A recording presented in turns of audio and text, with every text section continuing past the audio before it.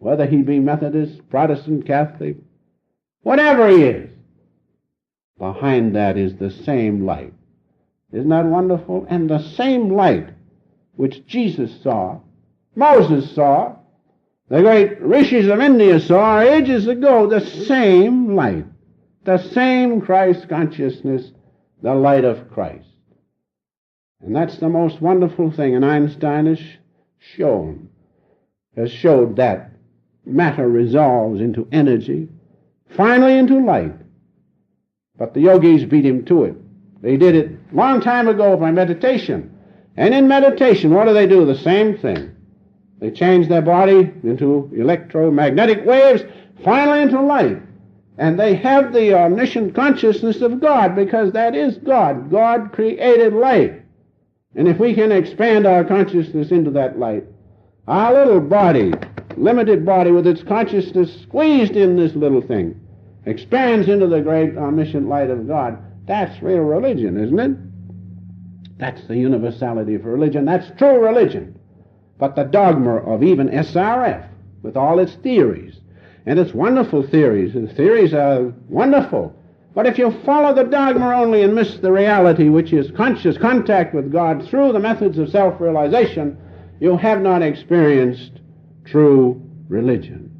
True religion is wonderful because it's absolutely scientific.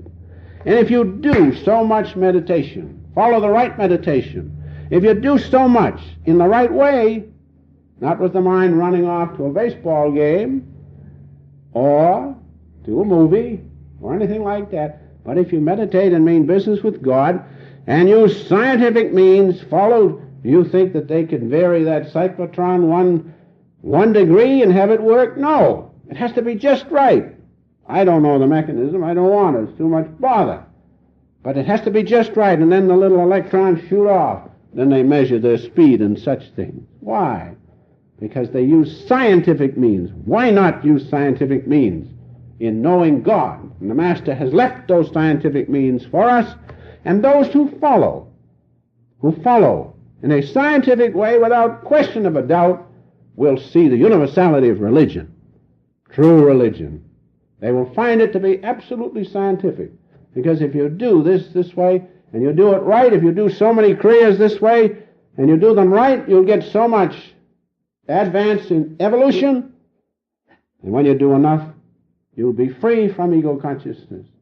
Then you will be able to see your consciousness not limited to this body, but expanded into the great omniscience of God. God will take you into a large place, as we read in the Scriptures. Most beautiful.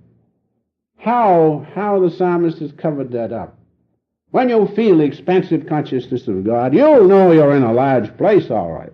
You'll know you're in the omniscience of God, the greatest large place you can get into, because that's your own consciousness. We have to break the limiting boundaries of our little ego consciousness, expand it into the great sea of God's bliss. That's true religion. That's the universality of religion. And so, realize this, that in religion we have to use internal means, and that internal instrument is your own soul's power, intuition. Far above sensation. As long as senses are there and the mind is operating and the intellect and the inference, it won't operate, because you're not doing it scientifically. But when you shut those things out, remove sensation, stop the thoughts and the intellect, then that's scientific. Then you know the universality of religion is God's light through the intuition within. And so the science of religion is to contact God. That's true religion. Contact Him. See the single eye spoken of by Jesus, who knew real religion. Hear the great Word of God spoken of by St. John. In the beginning was the Word was with God, the Word was God. That's true religion, not talking about it, but greatest of all, feel in your heart the great love which all the saints manifested, especially nearest and dearest to us, the love which the Master has shown for us and still shows for us by being with us and watching over us. That's true religion. Know that love. And then you know the real love of God.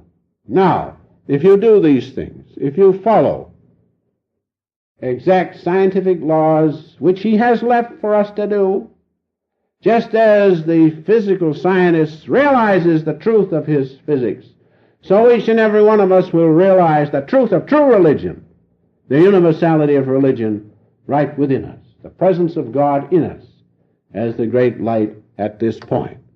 And so, finally, true religion or knowing God can be scientific if you use scientific means left to us by our beloved Master.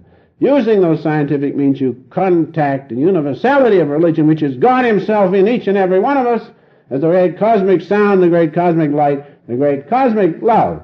Then there'll be no question about dogmatic religion, even though you're brought up in a dogmatic religion. Are you going to blight your own soul by staying in it when you can see the universality of religion right within yourselves? Some come to me and I hear about it. They can't understand. They have to leave something which was given to them in childhood. What of it? You're leaving it for the greatest thing in your life, the presence of God within you. Now that's the universality of religion. Do that. Do that, then you'll know without question of a doubt that you have true religion. You are a true child of God, and that religion is absolutely scientific. In order to profit from these practical teachings in a meaningful way, which will have a definite and tangible impact in your life, we suggest that you subscribe to the Self-Realization Fellowship's home study course on the science of yoga. Please visit the SRF on the web at yogananda-srf.org or call the SRF's Mother Center in Los Angeles, California at 323-225-2471.